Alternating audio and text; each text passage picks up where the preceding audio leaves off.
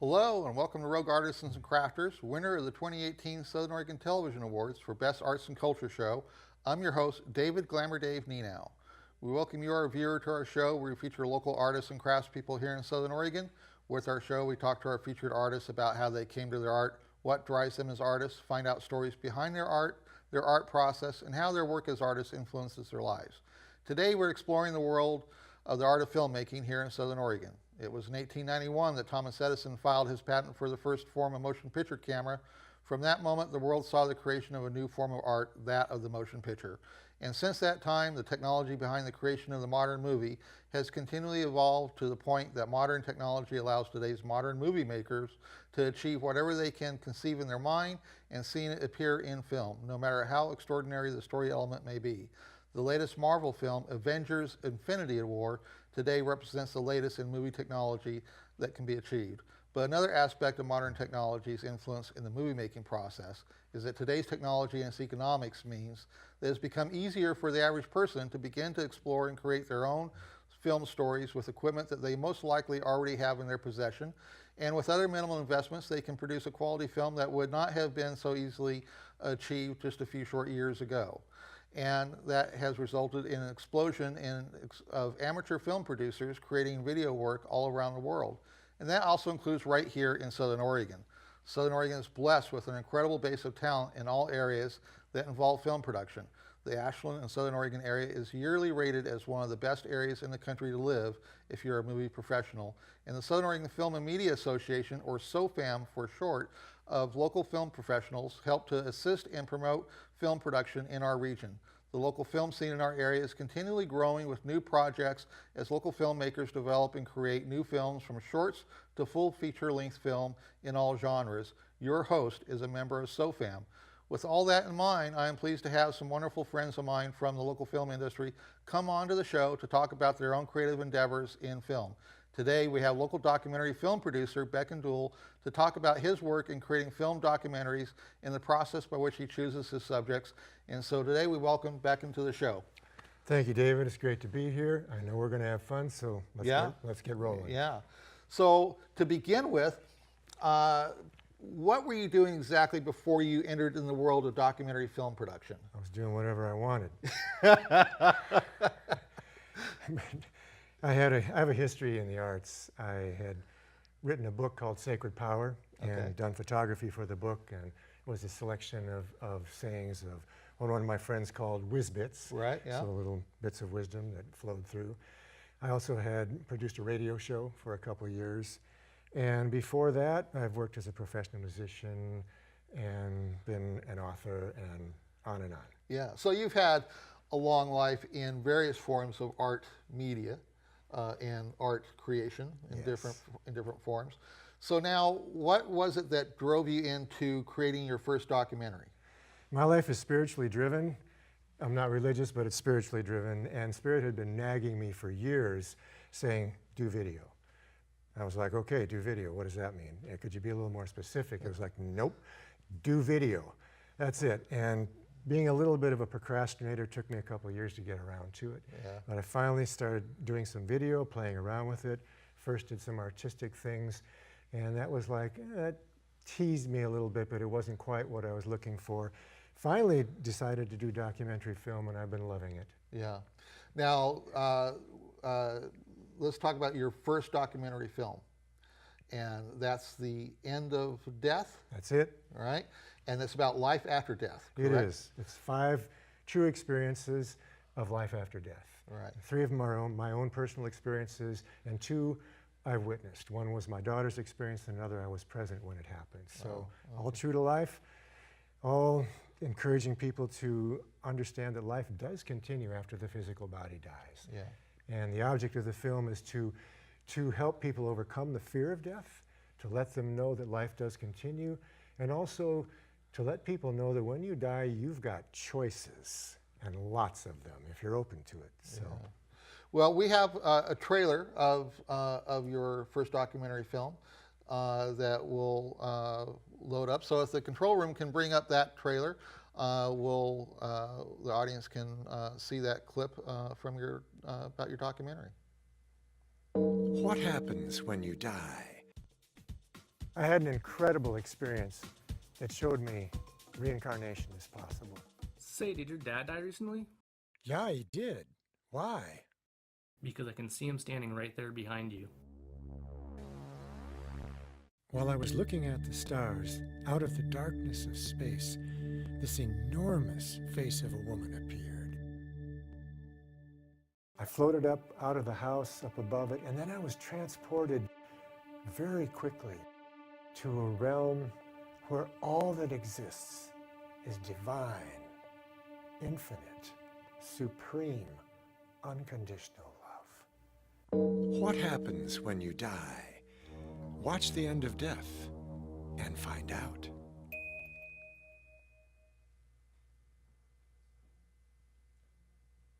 All right, so we're back. So,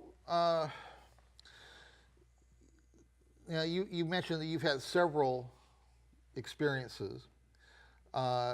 When you decided to take on this subject and produce this documentary, how long were you involved in its production, and what was the process for getting these stories brought together and putting them in documentary form? Took about 1.5 years to produce the film, and I've had several experiences that have taken me beyond death, but there were some that were just beyond my technical capabilities as a film producer. Right. So we took the ones that we thought we were capable of producing, which even then stretched us way beyond what our comfort zone was, which was good. So 1.5 years into it, and we started to get a little bit cozy with it.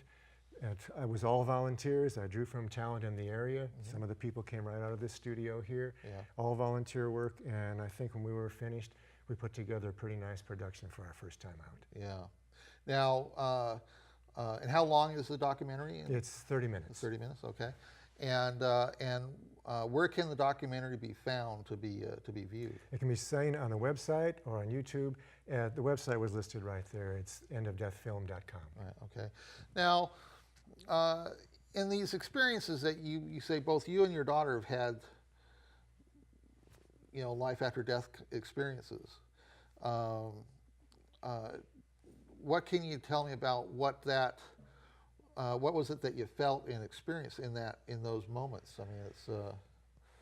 I've had 6 experiences that have taken me beyond death, and each one of them has been completely different. Really? Yeah. Yeah. So to tell you what I saw, what I felt, what I heard, we need to zero in on that a little bit, because each one, for instance, the first experience in the documentary film, I had an experience where I actually directly went through reincarnation. Mm. Left this body, went out beyond the planet, out into deep space, came back into Africa, was birthed through an African woman, felt myself coming out the birth canal, experienced the whole thing. It was an incredible experience.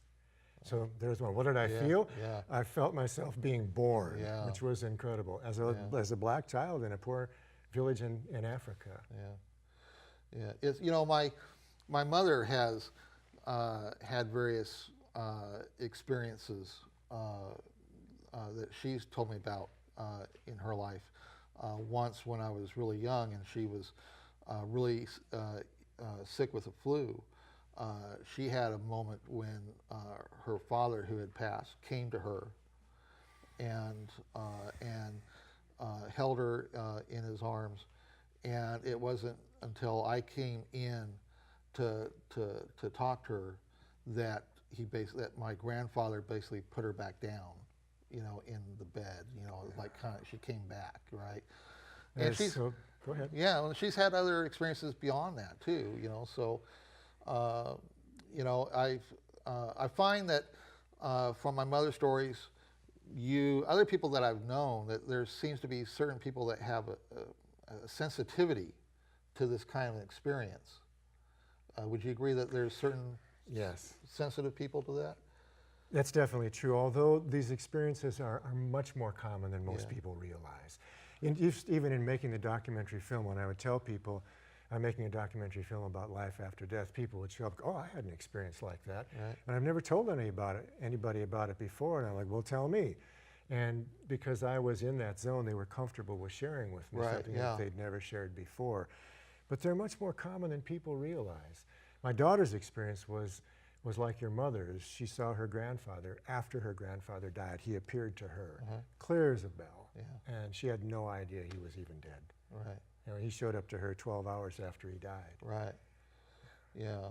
So, you know, I've had an experience that is basically a non-experience. A few years ago, I had a surgery. It was a gallbladder surgery, and I I went into a cardiac arrest on, you know, at the beginning of the surgery, and but yet I never personally experienced anything. I came back out of that, you know, from the surgery, back in my room. You know, I was told that this happened, and yet, you know, I personally never had the kind of an experience that you would expect, right? And it makes me wonder, you know, was it because it was such a short, momentary time, you know, that this crisis is taking place in the operating room, and there wasn't time for me to go through that kind of experience, or am I just not sensitive enough to have remembered the experience? You know, but it's something that, you know, kind of sits in the back of my mind, you know. I would say this, everybody has the potential to have these experiences. Yeah. And just because you didn't when you went into cardiac arrest doesn't mean you won't at some future date in your life. Yeah. Some of us just seem to be more sensitive to it. I've been open to these kind of experiences ever since I was a child. I was astral traveling when I was a child and didn't really even know what I was doing. Right. But as life went on, I started studying spirituality and consciousness. I spent decades studying it. And so that opened me up to it in a huge way. And I think that's probably why I've had so many experiences that have taken me beyond death, as opposed to people who maybe have one or people who have none. You know, I opened myself up to it. Right. So you feel like if someone goes through the process of kind of opening themselves up to more deeper spiritual studies, that process in turn also kind of opens them up to these other kinds of experiences? Absolutely. It's just like you play pool. Yeah. You open yourself up to a pool table and a pool cue and the pool and all the balls on the table, and as you practice more and more and more, you get better at it. Yeah. Pretty soon you can whoop somebody who doesn't know anything about it. Yeah. You know? So it's no different. You put your time and energy in, and you get results. Yeah. Well, now, since your first documentary, you've started production on a new second documentary. Yes. All right, and that's called The Strength of a Woman. It is. All right. So now tell me about this new documentary project. The Strength of a Woman, also spiritually inspired. And there's a story behind that if you want to hear Yeah, it. sure. First of all, the movie celebrates the emerging power and it explores the emerging power of women in the world. The whole purpose of the movie is to inspire as many women as possible to step into their strength and power as women and make a positive difference in the world. And that's why we're producing this movie, to inspire women everywhere. Well, it's extremely relevant and current to the politics of today, isn't it? I mean, you look in the last year and a half with the Me Too movement and all these different stories about men like Harvey Weinstein and other, you know, high, powerful male figures that, you know, are, you know, they are identified as men that use and abuse their power against women, and it has certainly caused women and everyone else to really kind of begin to take notice of this behavior that needs to be kind of checked. You know? I agree, and my personal opinion is that women all over the planet are underserved, underrepresented, and underappreciated. And our goal is to bump up the appreciation of women. Women do such extraordinary work on the planet. I mean, they give birth to all of us. That's right. None of us would be here if it wasn't for women. So our idea is to take stories from ordinary women and show how extraordinary the average woman is and what she contributes, the challenges she goes through, what they overcome. It's amazing. The stories that we've gotten from women, just ordinary, everyday women, are absolutely fantastic. And they're making this film rich, deep, and powerful. Yeah. Well, we have a trailer for that as well. So if the control room can bring up that, we'll see a clip about the documentary. Ah, ooh, the strength of a woman. I think I'm pretty strong. It was a strength that I had to find over, years, because, we're not born as like our completed version. I am a giver of life, and being a giver of life is not only to give life to a newborn, but it's giving life around us and what surrounds us, what makes us feel good. Just enjoy yourself as much as you can in whichever way you want it, and then there's no definition of what being a woman is. That you make your own definition for womanhood. I try to contribute back by loving everyone. That's very important to me. I treat everyone as a brother, a sister. Honor yourself, cultivate your strengths, learn what your strengths are.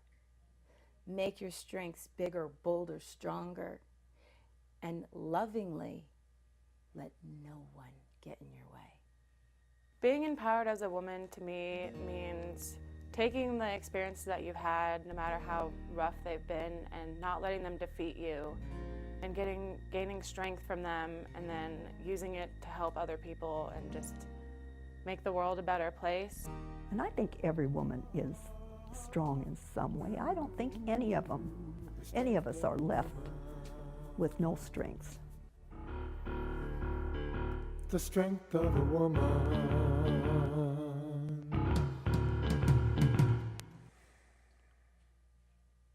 All right, so we are back. So now, when did this new project get started, and where are you at in its production right now?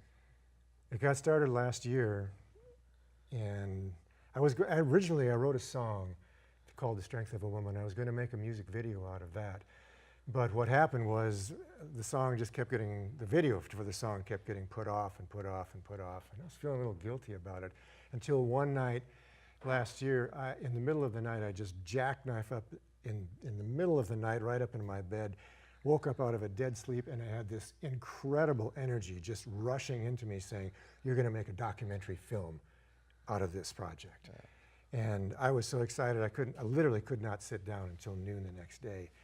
So based on that, that's where the inspiration for the documentary film came from. Yeah, now you've got some local women that are being profiled? Yes. All right. Yeah. We have 8 of them so far, more to come. Okay.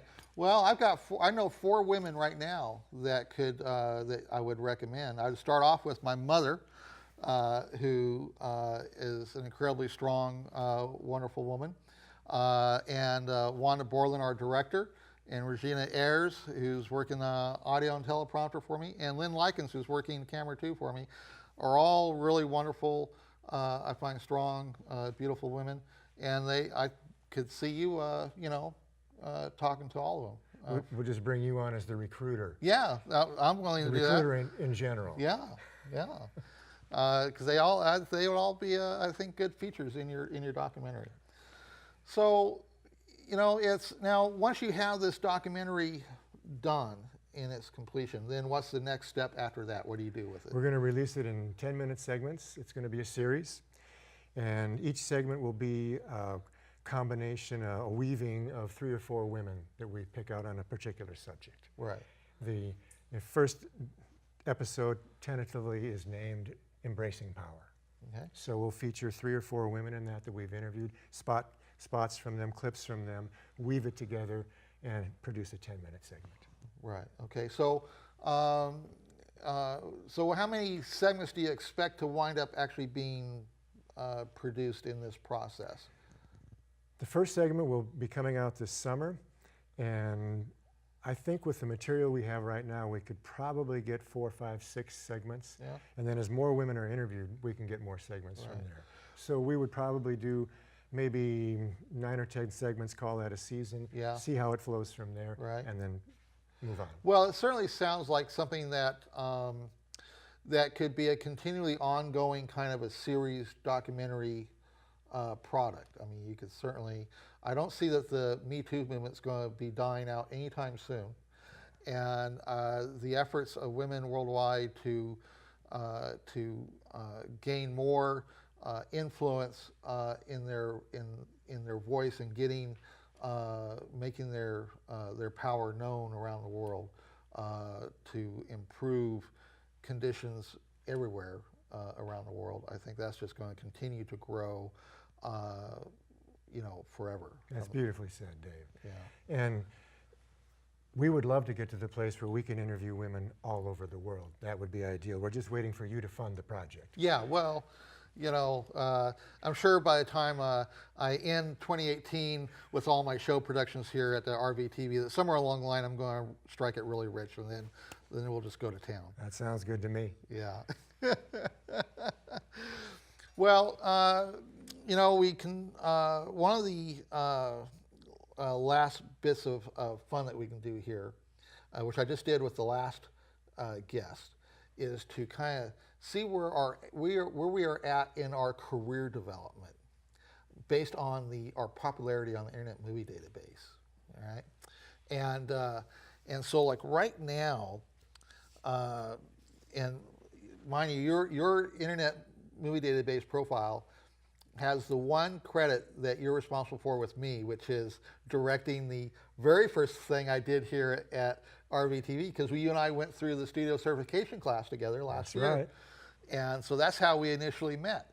And so you directed the very first show that I did here at the studio, which was Gem of the Road Valley, the Crater Rock Museum.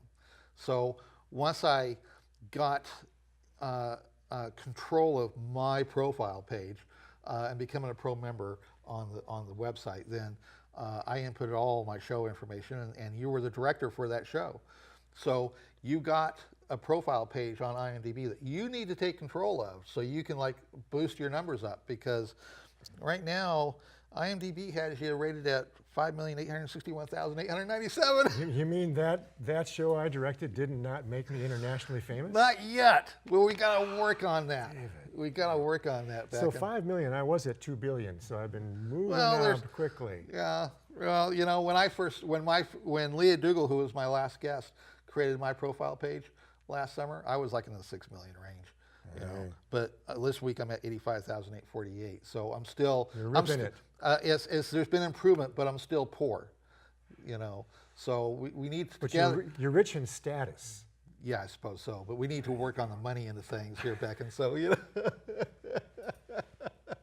But I thank you for coming on, because you came in to help me on a bit of a pinch this week when other plans kind of collapsed around me. So I thank you very much. You're a great friend, Beckon. It's been fun getting to know you this past year, and I thank you for coming on. My pleasure to be here, Dave. Okay. Always. All right. So we've reached the end of our show, Rogue Artisans and Crafters, and we thank you at home for joining us and learning about our featured artist, a documentary film producer, Beckon Duel. We wish to thank Beckon for agreeing to come on to the show to discuss his life in the world of local filmmaking. I encourage you, the viewer, to visit Beckon's documentary film websites to learn more about his film projects. We also want to thank our crew who have made it possible to put this program together, and to thank RVTV for their wonderful studio facility, which allows us to produce shows such as this one. If you'd like to become a studio producer and create your own public access show, you can contact RVTV to learn how. You can watch the show on Tuesday evenings at 8 p.m. and Thursday evenings at 11:30 p.m. on Channel 15 of the Ashland Home Network, and in the rest of Southern Oregon via Charter Cable on Channel 182. You can also find all episodes of Rogue Artisans and Crafters at archive.org. You can also visit RVTV online at rvtv.sou.edu to find live streaming of all RVTV shows. You can also follow our show on Facebook by visiting and liking our official show page. Just search for Rogue Artisans and Crafters. So I'm your host, David Glamour Dave Nienow, and we will see you next time. And then the fourth wall breaking glass sound effect takes place.